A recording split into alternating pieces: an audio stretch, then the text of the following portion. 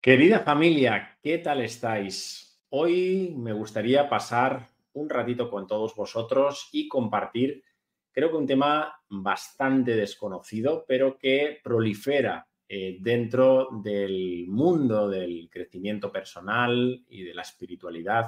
y que no se le da una cierta relevancia bajo la importancia que tiene y evidentemente las consecuencias que con ello lleva consigo. Hoy voy a hablar de los famosos siddhis, un término sánscrito que vendría a referirse más o menos sobre los logros, sobre esas conquistas. Cuando hablamos de los siddhis o de esas facultades extrasensoriales o incluso se les llama poderes extrasensoriales, nos han dicho todos los grandes maestros de sabiduría de todas y cada una de las tradiciones espirituales que esas facultades internas están presentes, evidentemente, y latentes en todo ser humano.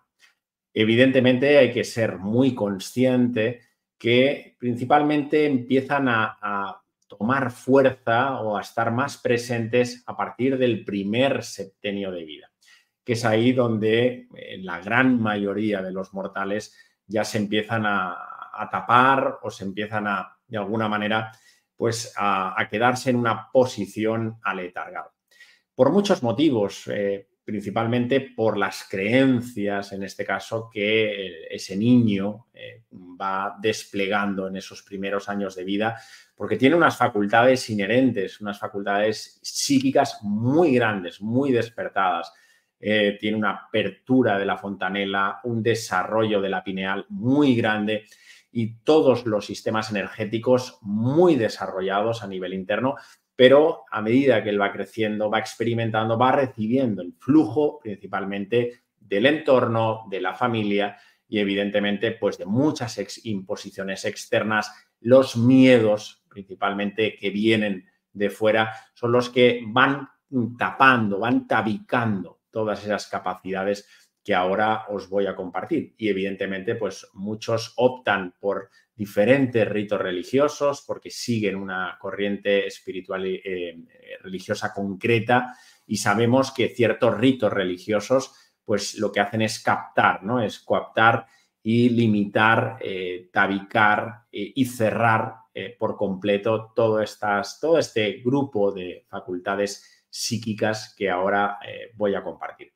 Fijaros que estas facultades superiores, como os decía, los grandes maestros, y pensar en cualquiera que os venga a la memoria, sea el que sea, esos grandes hombres, esas grandes mujeres, esas grandes almas, han desarrollado grandes facultades internas, pero lo han hecho sobre todo con mucha humildad y con una profunda sabiduría, sin ningún tipo de necesidad de aparentar o demostrar nada. De hecho, fijaros que hoy en día proliferan numerosos cursos, numerosos talleres para desarrollar no sé qué capacidad, porque si hago no sé qué, voy a aprender a ser un clarividente o voy a ejercer la mediumnidad. Bien, todo esto permitirme cogerlo con mucho cuidado, tenerlo siempre con mucha prudencia, emplear el discernimiento, porque todo esto no es en la gran mayoría real y evidentemente las personas que imparten todos estos contenidos superiores, porque esto estamos hablando de que es sabiduría superior, una capacidad sutil que está evidentemente, como decía, inherente en el ser humano, pero que para que despierte, evidentemente, tiene que reunir una serie de facultades, ¿no? Y por eso lo tenemos que coger siempre con mucha cautela y evidentemente que no nos haga un prejuicio, un daño a todos los niveles sin saber cómo gestionar todas estas capacidades. Decía el gran sabio, erudito y maestro llamado Patanjali en sus famosos Yoga Sutras que el ser humano puede desarrollar más de 25 siddhis, más de 25 capacidades psíquicas. Muchas de ellas han sido demostradas científicamente. Es decir, no es algo que, en fin, que puedas oír o que te hayan dicho o quizás lo hayas podido observar en alguna persona en algún momento, que os digo, las personas que atesoran estos CDs o algunos de ellos son personas con una prudencia, con un sigilio, con una humildad tan grande que son incapaces de demostrar por arrogancia, por necesidad de reconocimiento, todas sus capacidades. Pero sabemos que evidentemente hay seres, los hay, los siguen habiendo, y yo incluso he tenido la oportunidad de ver grandes maestros, en este caso dentro del mundo tibetano, cómo de una forma natural, espontánea, pues han desarrollado ciertas capacidades que llaman mucho la atención. Por ejemplo, entre otras muchas, tenemos la clarividencia, es decir, esa facultad para ver, es decir, para ver todo lo que hay en el mundo sutil. La clariaudiencia, es decir, personas que tienen la capacidad de poder escuchar con mucha nitidez lo que hay a diferentes frecuencias en los diferentes planos de la existencia. También tenemos la psicoquinesia, ¿no? Es decir, hay personas que tienen la capacidad de con su mente influir y gobernar la materia. Es decir, pueden crear algo que no está creado porque con su mente tienen esa capacidad de poder colapsar en cualquier momento pues, ese estado vibracional y generar forma. Tenemos la telequinesia, es decir, personas que tienen capaz de poder mover incluso objetos, bilocación, personas y documentadas están que grandes maestros, Ramana Maharshi, por ejemplo, impartía sus enseñanzas y era capaz, de hecho, muchas personas lo veían en varios lugares en el mismo tiempo, recibían las enseñanzas en todos los lugares del mundo cuando él conectaba y, en fin,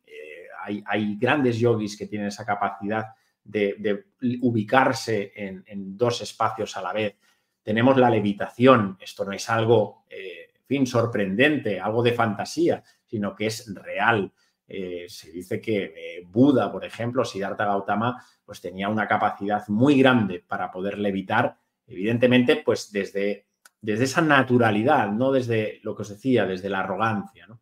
Puedes con esos CDs también hacerse gigante, hacerse diminuto, ocultarse a la presencia de cualquier persona, leer la mente de los demás, adoptar incluso la apariencia de otro cuerpo, de otra persona.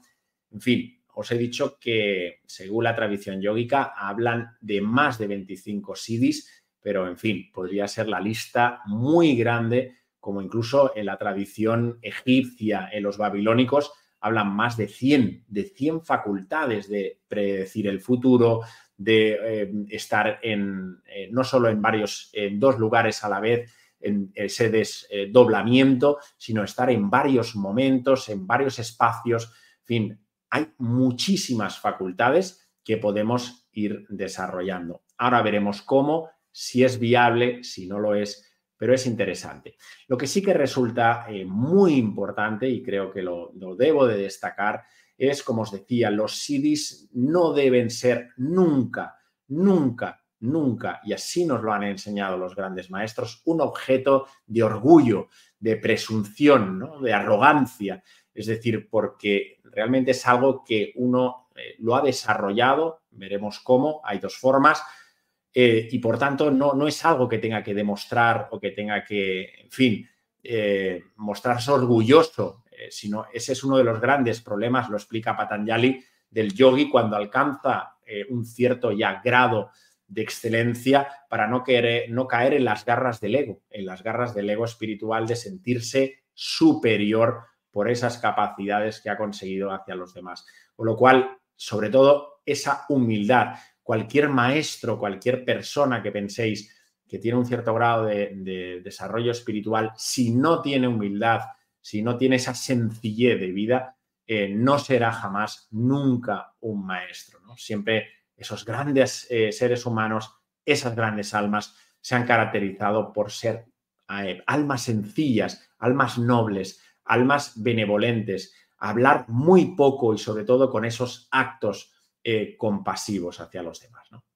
Entonces, ese elemento es fundamental. Segundo elemento, los CDs aparecen siempre cuando la personalidad evidentemente está aquietada, cuando está dominada por el ser humano. La personalidad, como sabéis, es ese yo físico, energético, mental y emocional. Es decir, cuando toda esa personalidad, el ser humano es capaz de controlarla, equilibrarla, armonizarla, sutilizarla y evidentemente se pone esa personalidad al servicio del yo superior, al servicio de nuestra divinidad, es ahí donde paulatinamente empezamos a despertar, insisto, algunas de las grandes capacidades psíquicas que atesora latentemente el ser humano, con lo cual es importante. Tercer elemento que para mí me gustaría al menos destacar, y así nos lo han descrito los grandes maestros, los siddhis aparecen en el momento evolutivo y en el momento en el que corresponde, según el estado de conciencia de la persona. Es decir, no va a llegar por casualidad o porque he hecho un curso de no sé qué o porque he desarrollado no sé qué temática o he leído muchos libros. Los siddhis aparecen siempre atendiendo a un proceso evolutivo, a un desarrollo en consciencia. Normalmente el que corresponde álmicamente para poderlo gestionar de una forma correcta y armónica. Es interesante. ¿Cómo se adquieren? Aquí la gran pregunta, ¿no? Hemos dicho que están latentes en todos los seres humanos, que principalmente esos siddhis, y algunos de ellos vienen muy marcados y se pueden observar claramente en ese primer septenio de vida, pero que es verdad que luego pues, se van nublando, se van taponando, ¿no? Se van tabicando por todos esos elementos que de alguna manera, sobre todo externos, nos hacen que queden ahí nuevamente de forma latente y dormida, ¿no? Evidentemente, la primera forma de adquirir esos siddhis tiene que ver con el plan álmico, es decir, almas, seres humanos que de otras vidas, de otras encarnaciones, ya desarrollaron algunas de las facultades psíquicas en su encarnación y en la presente encarnación atendiendo a ese plan álmico espiritual al cual se han comprometido con sus objetivos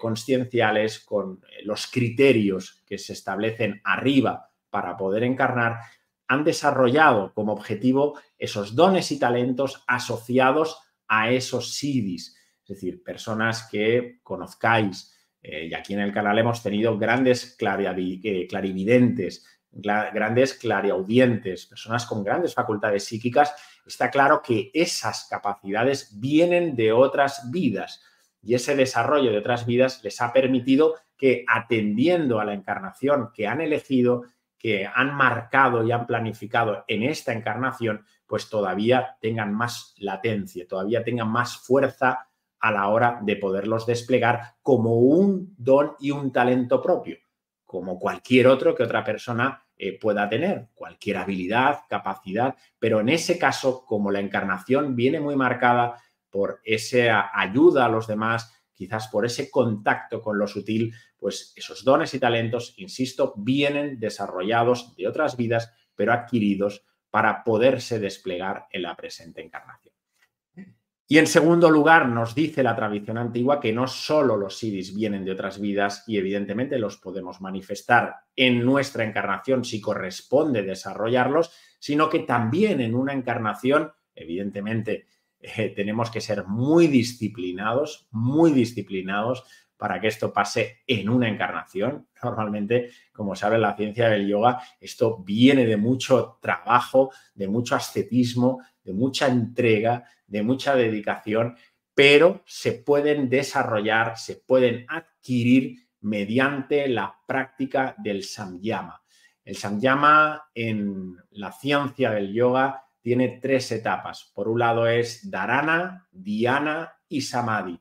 Dharana sería la atención plena, sería el estado meditativo donde la atención y ya con un grado de concentración muy elevado somos capaces de tener la mente atendiendo o focalizada en un objeto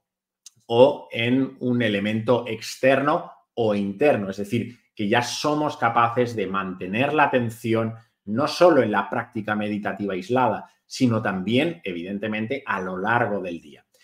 Esta capacidad de dharana, que nos da una atención, insisto, muy desarrollada, con un grado de concentración muy profundo, nos permitiría saltar al siguiente estadio, que sería dhyana. Dhyana, ya hablamos de una contemplación todavía más profunda, es decir, seres humanos que han conseguido ejercer ese estado meditativo de una forma muy profunda, donde ya esos pestañeos que nos envía la mente ya están muy controlados, esos vritis de los que habla el yoga, esas fluctuaciones de la mente ya están muy estabilizadas, están muy controladas, donde la meditación es muy profunda, donde se puede penetrar a un nivel muy, muy, muy elevado, y es ahí donde la contemplación, ¿verdad?,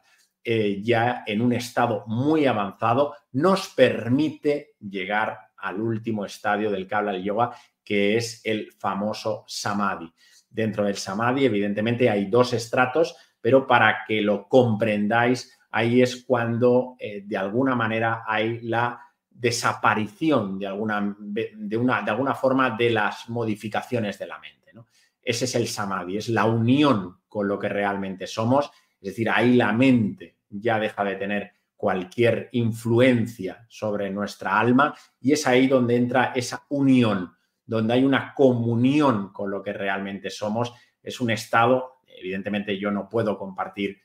nada al respecto, esto ha estado al alcance de esos grandes seres humanos, como os decía, y evidentemente a día de hoy hay algunas almas que consiguen llegar a ese estado de gozo, de éxtasis, de plenitud, en fin, de entrega, ¿no?, de percibir ese cosmos como un todo, de percibir la fuente en un interior, de sentirse parte de toda la existencia. Bien, cuando llega ese samadhi, esa unión con lo que realmente somos, ya hemos alcanzado ese sanyama en sus 3 etapas. Con lo cual nos dicen los yogis, o nos han dicho, mejor dicho, que desarrollando el sanyama, desarrollando esa meditación en la atención, esa concentración profunda, esa contemplación extrema, y alcanzando la unión con lo que realmente somos, cuando ya llegamos a ese estado final, a ese estado, podemos decir, de nirvana, de éxtasis, de iluminación, en fin, se han descrito de muchas formas. En ese momento es cuando ahí ya de alguna manera hacemos latentes, ¿verdad?, todas esas facultades de las que hemos estado expresando, esos poderes, ¿no?, como muchos los llaman, extrasensoriales, que florecen de una forma natural. Con lo cual, simplemente quería compartiros esta temática a modo de reflexión, para que no hagamos las cosas deprisa, no nos pongamos objetivos que tengan que ver con esto, ¿no?, para ver si soy capaz de conectar con no sé cuántos, si soy capaz de desarrollar esta facultad psíquica en fin,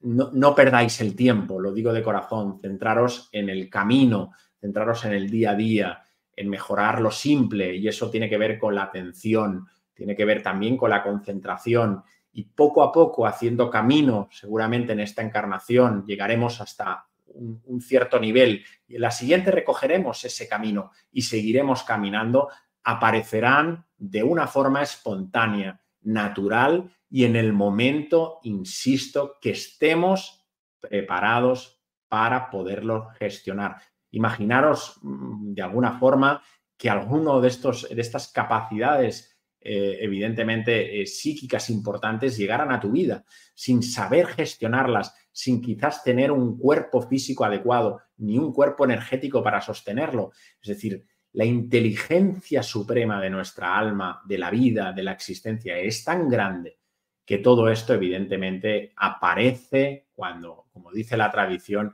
el alumno está preparado para poder abrir las puertas del cielo, nunca mejor dicho. Por tanto, espero que el compartir de hoy pueda abriros un poquito más esas capacidades más internas, nunca mejor dicho, y poder también tener el discernimiento para saber elegir en qué momento las personas adecuadas, el contenido adecuado para nuestro crecimiento interno. Hasta aquí, querida familia, os mando un fuerte y un cariñoso abrazo. Muchísimas gracias de corazón.